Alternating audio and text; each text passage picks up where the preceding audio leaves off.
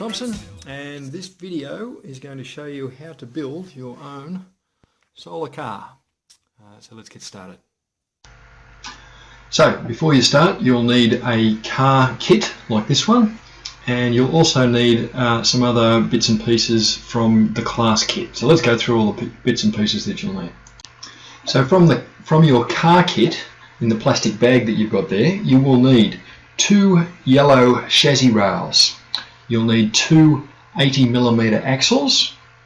You need 4 orange axle spacers, 4 wheels, and some gears. So you'll have 1 drive gear, 1 crown gear, and the tiny one there is a spindle gear.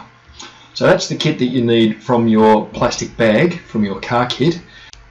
There will be some components left over from your car kit that you are not using. Keep those, that's important, because you may want to use those later when you start to modify your car.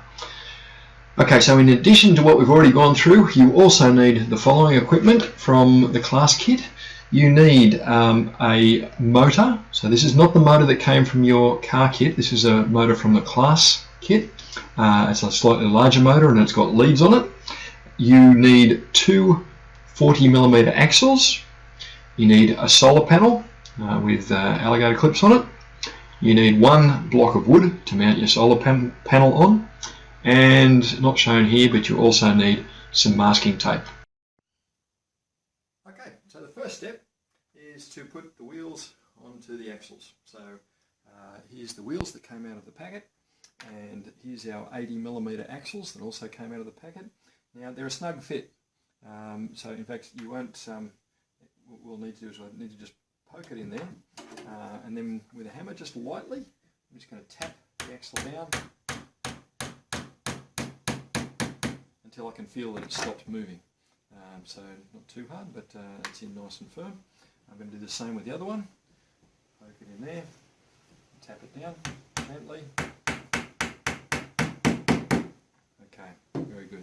Now, the next thing I need to do is put these spacers. So these spacers are also a very tight fit.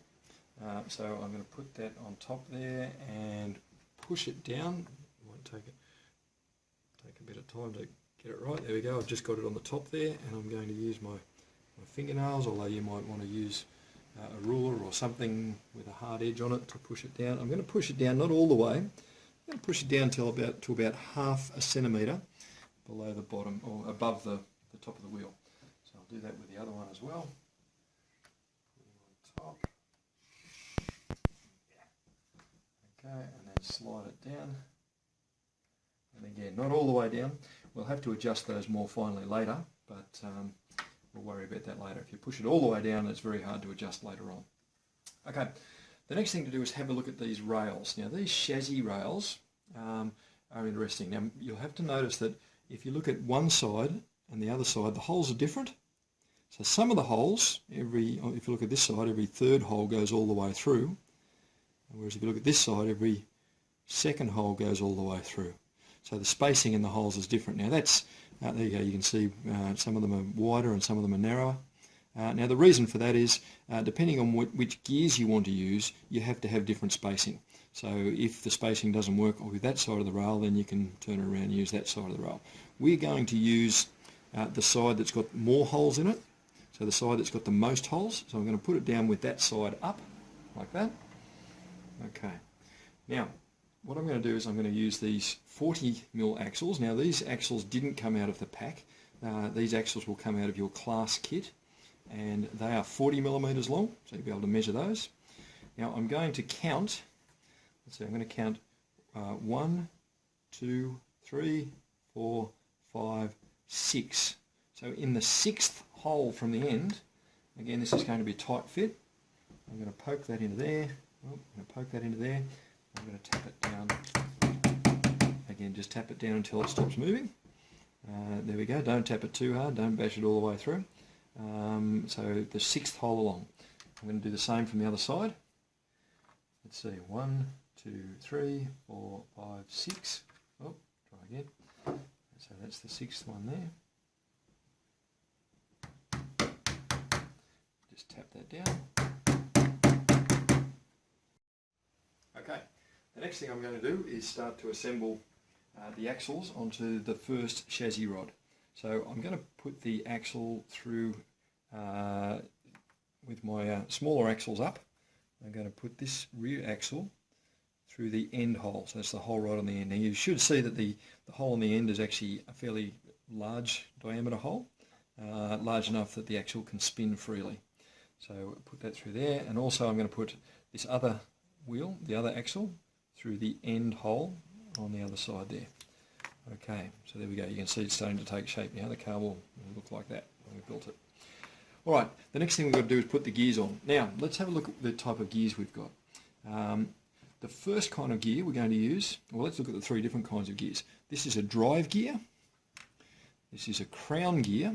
So you can see it looks like a crown, sort of a circular shape with the little teeth on top. And a spindle gear. Okay, so where do they go? The spindle gear is easy. Well, easy to see where it goes, but it may be a little bit more difficult to do it. It's a tight fit, so I'm going to take the spindle gear and I'm going to put the spindle gear on top of the axle of the motor. So I'm going to put that in there, and that requires a fairly firm push. And again, I'm not going to put it all the way down, see I've left about 1 millimetre between the top of the motor and the gear. If I push it all the way down, then there'll be too much friction, and I don't want that. Okay, so now the crown gear. So again, this crown gear is the one with the teeth that are facing up. So there's my crown gear, and I'm going to put my crown gear with the teeth facing down. So I've turned it upside down so the teeth are facing down. And I'm going to slide that onto the 40mm axle, the shorter axle, and it should, if I line it up properly, yeah, it should spin freely. That's designed to spin freely there. Okay, and what will happen eventually, you'll see, we'll put the motor underneath there, and the spindle gear will drive the crown gear. Anyway, you'll see that more later on. Okay, so there's the crown gear. Now the next thing I'm going to do is put the drive gear on top. It doesn't actually matter which way, but I'm going to put it with the little coggy thing, that's a technical term, the coggy thing facing the top.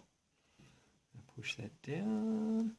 Now, I'm not going to push it all the way down, I'm going to leave it about there, because I will have to adjust these later, because I've got to put the motor in there. Actually, I've got it just about right, but I'll show you how to adjust that later. You can see that's how the gears will assemble. Alright, so in fact, while we're down here, let's do that. I'm going to just sit the motor on the edge there like that, so you can see that where the spindle gear touches the crown gear is about halfway along the spindle gear. Okay, now I'm going to get a cable tie. And I'm just going to, or a zip tie, I'm just going to tie that on, and just tie it sort of loosely, and then line it up again, and then just tighten it a bit more when I'm confident that I've got it in the right spot, and do it as tight as you can. A pair of scissors, and we'll just trim that. Be careful not to trim the wires, and there we go. Now, let's finish this off now. So what I'm going to do now is I'm going to put the other rail on top. Now again, let's make sure that the chassis, we know which side of the chassis rail we're using. So that's the side that's got the holes spaced out, and that's the side with the holes very close together. So the side with the holes very close together needs to be down. Okay, so more holes on the bottom, fewer holes on the top. So they should slide over these axles on the end. If I line them up correctly, there we go, slide over that one, and we should be able to slide it over that one. Okay, so still the wheels can spin freely, these outside axles can spin freely, but now what I'll have to do is just make sure these are aligned nicely, they are, and then I'm just going to gently, actually I'm not even going to tap them, I'm going to squeeze them. So I think if there we go, squeeze them in and squeeze it in here, squeeze in like that, and you'll feel it click in. Okay, so now our chassis is nice and solid. All that remains is to put our spacers. There's our spacer, one spacer there, another spacer there. I'm going to put spacers on the wheels, on the axles here. And as you'll see, these spacers, the reason we've got the spacers is to keep the wheels correctly spaced. Now again, I'm not going to put it all the way down, I'm going to leave a little bit of a gap. If if we push everything together too tightly, then it won't spin freely. So try this one as well. There we go. Push it down. And just leave a millimetre or so to play. Okay, the last thing I'm going to do is I'm going to pop the wheel on top. Just tap that in. That's nice.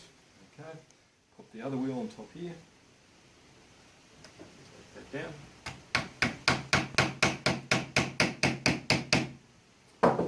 Okay, now we just have to tune it a little bit.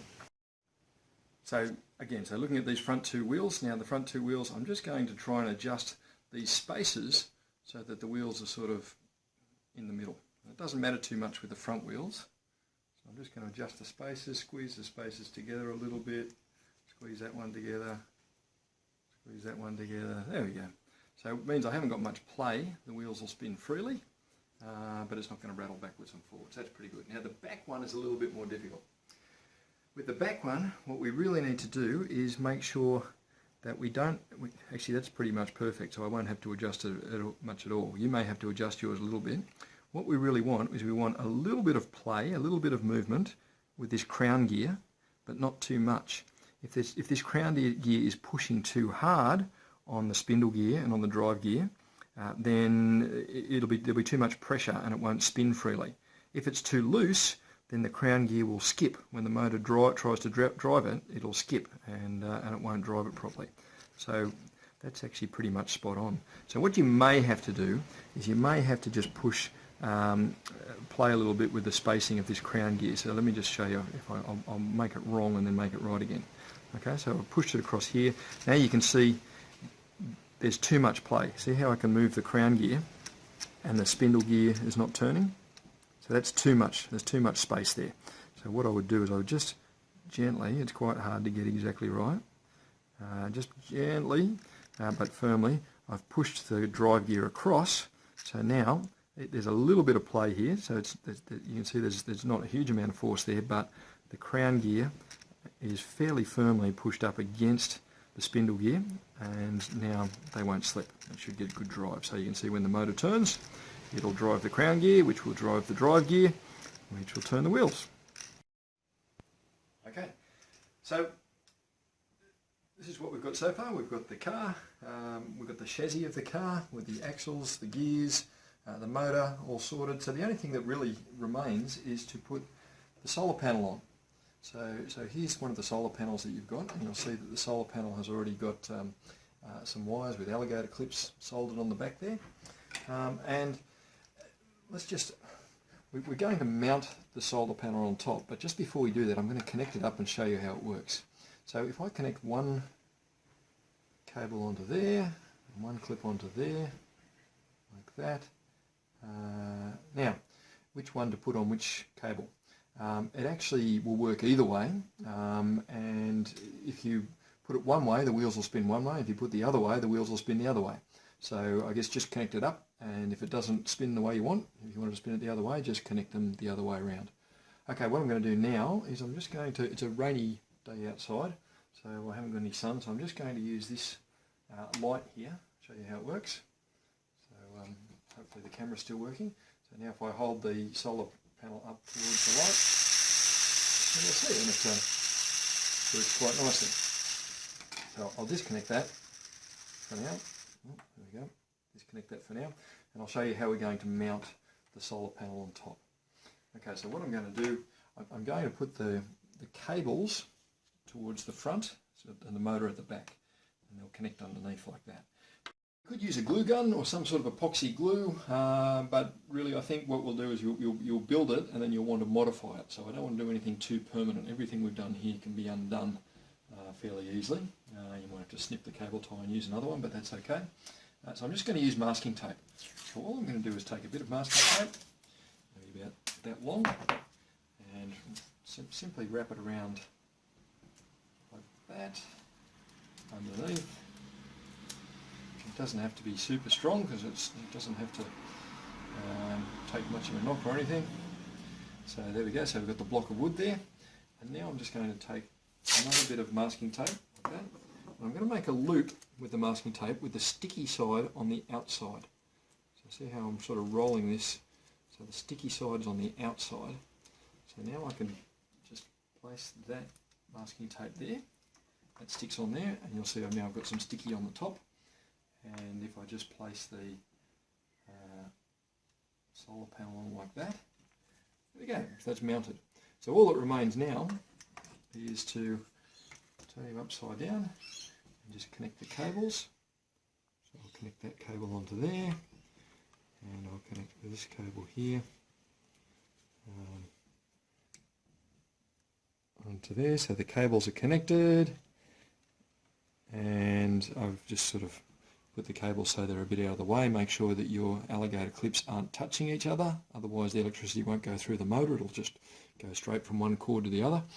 You'll have a short circuit, and that should work. Let's just test it again. Yep, there you go.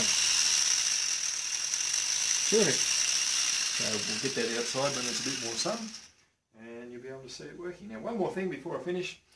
It's not good to leave these connected all the time, because what's happening now, even though it looks like it's not working, there's a low current being generated by the solar cell, and motors don't like a low current when they're not turning, so that eventually can damage your motor. So every time you finish using it, just disconnect one of the wires. That'll do. Just connect one cable, and there we go. That's ready to store now.